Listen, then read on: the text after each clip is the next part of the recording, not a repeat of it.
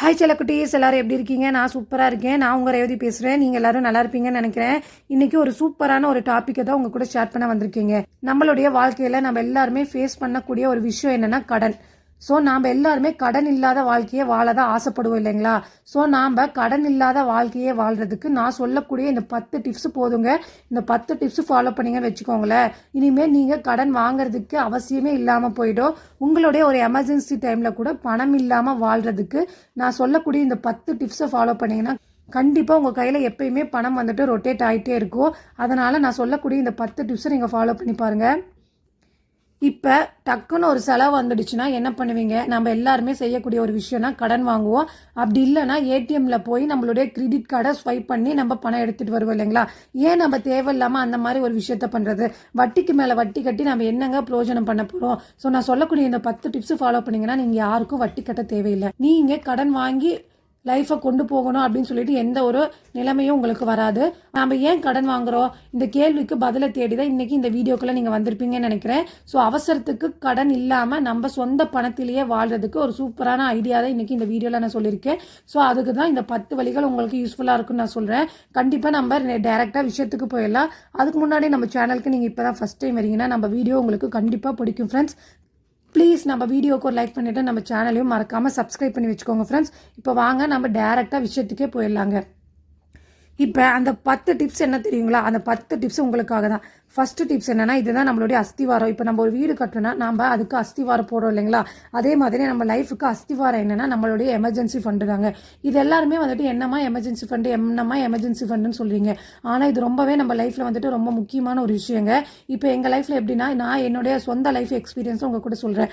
நான் வந்துட்டு ஒரு 5 வருஷத்துக்கு முன்னாடி நான் வந்து போஸ்ட் ஆஃபீஸில் வந்து ஃபிக்ஸ்டு டெபாசிட் ஒரு 50,000 ரூபாய் போட்டிருந்தேங்க. இப்போ நான் வந்துட்டு ஒவ்வொரு டைம் யோசனை பண்ணுவேன், அந்த 50,000 ரூபாவை வந்துட்டு அந்த 5 வருஷத்துக்கு முன்னாடி போட்டதுக்கு பதிலாக நான் இப்போ கோல்டு எடுத்து வச்சுருந்தா எனக்கு எவ்வளோ அளவுக்கு வந்துட்டு ப்ராஃபிட் கிடைக்கும் அப்படின்னு சொல்லிட்டு நான் நிறைய டைம் யோசனை பண்ணியிருக்கேங்க. ஆனால் நான் அந்த 50,000 ரூபாய் வந்துட்டு ஏன் வந்துட்டு ஃபிக்ஸ்டு டெபாசிட்டில் போட்டேன்னா அது ஒரு எமர்ஜென்சி ஃபண்டுங்க. எப்போ வேணாலும் நம்மளுக்கோ இல்லை நம்மளுடைய குடும்பத்துக்கோ ஏதாவது ஒரு செலவு, அதாவது ஒரு மெடிக்கல் இஷ்யூவாக இருந்தாலும் சரி, இல்லை நமக்கு நான் வேலையே போயிடுச்சுன்னா கூட நம்மளுக்கு கை கொடுக்கறதுக்கு யார்கிட்டையும் கடன் வாங்கணும்னு அவசியம் இல்லைங்க. நம்மளுடைய சொந்த பணத்திலே நம்ம யூஸ் பண்ணிக்கலாங்களே. நான் வந்துட்டு அந்த 50,000 ரூபாய் வந்துட்டு ஃபிக்ஸ்டு டெபாசிட் போட்டதுனால தான் நான் வந்துட்டு எதுக்குமே பயப்படாமல் நான் ஃப்ரீயாக ஹாப்பியாக இருக்கீங்க. இப்போ அந்த 50,000 ரூபாய் வந்துட்டு எனக்கு மெச்சூரிட்டி ஆயிடுச்சு. நான் மறுபடியும் அதை கோல்டு இந்த மாதிரி சில்வர் எதுலேயுமே இன்வெஸ்ட் பண்ணாமல் திருப்பி மறுபடியும் வந்துட்டு ஃபிக்ஸ்டு டெபாசிட் தான் போட்டிருக்கேன். இந்த மாதிரி நீங்கள் கண்டிப்பாக உங்களுடைய ஒரு 6 மாத செலவுக்கான தேவையான பணத்தை நீங்கள் தனியாக ஒரு அக்கௌண்ட்டில் போட்டு வச்சிட்டு இருக்கிறது ரொம்பவே சேஃப்டி. ஸோ இது ஒரு ரெயின் கோட் மாதிரியே வச்சுக்கலாங்க. இப்போ மழை வந்தால் அது நமக்கு காப்பாற்றும். அதே மாதிரி தான் நீங்கள் பணத்தை சேமிக்கிறது, அதாவது எமர்ஜென்சி ஃபண்டை நீங்கள் வச்சிட்ருக்கிறது கண்டிப்பாக உங்களுக்கு ஒரு எமர்ஜென்சி டைமில் யூஸ் ஆகுங்க. இப்போ நெக்ஸ்ட் டிப்ஸ் என்னென்னா சேவிங்ஸ் ஆட்டோமேட்டிக்லி. இப்போ நம்ம எவ்வளோ தான் சேவ் பண்ணுறோம், பணத்தை எடுத்து ஒரு பர்ஸில் போட்டு வச்சாலும் சரி, இல்லை ஒரு உண்டியில் போட்டு வச்சாலும் சரி, ஒரு நாளைக்கு அதை உடச்சி நம்ம எடுத்து அதை செலவு தான் பண்ண போகிறோம். நீங்கள் அந்த மாதிரி செய்யாதீங்க. சேமிக்கிறத ஒரு வேலையாக நினைக்காதீங்க. உங்கள் சம்பளம் வந்துடுச்சுன்னு வச்சுக்கோங்களேன், உங்களுடைய ஒரு குறிப்பிட்ட அமௌண்ட்டை ஆட்டோமேட்டிக்காக உங்களுடைய ஒரு சேவிங்ஸ் அக்கௌண்ட்டுக்கோ இல்லைன்னா ஒரு ரெக்கரிங் டெபாசிட்டுக்கோ இந்த மாதிரி போகிற மாதிரி நீங்கள் ஆட்டோமேட்டிக் செட் பண்ணிக்கோங்க.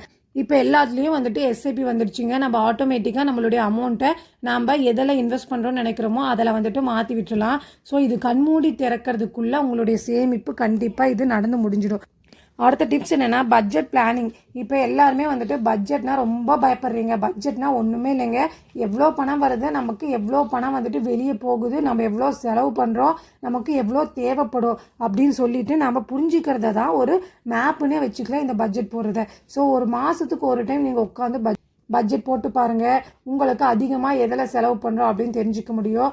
அங்கேயும் குறைக்கலாம். இந்த ஒரு சின்ன சின்ன விஷயத்தில் உங்களை பணத்தை நீங்கள் குறைச்சிக்கிட்டிங்கன்னா மாதம் கடைசி ஆகிறதுல ஓரளவுக்கு உங்கள் கையில் பணம் நிற்கும். ஒவ்வொரு மாதமும் நீங்கள் இதை ஃபாலோ பண்ண ஒரு குறிப்பிட்ட தொகை உங்களால் சேவிங்ஸ் பண்ணிகிட்டே இருக்க முடியும்.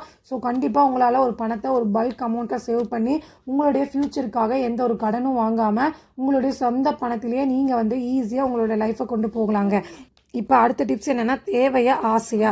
இது என்ன தேவையா ஆசையா ஒன்றும் கேட்காதீங்க. நம்மளுடைய நீடு என்ன, நம்மளுடைய வாண்ட் என்ன, நம்மளுக்கு பிரித்து பார்க்க முதல்ல தெரிஞ்சுக்கணுங்க.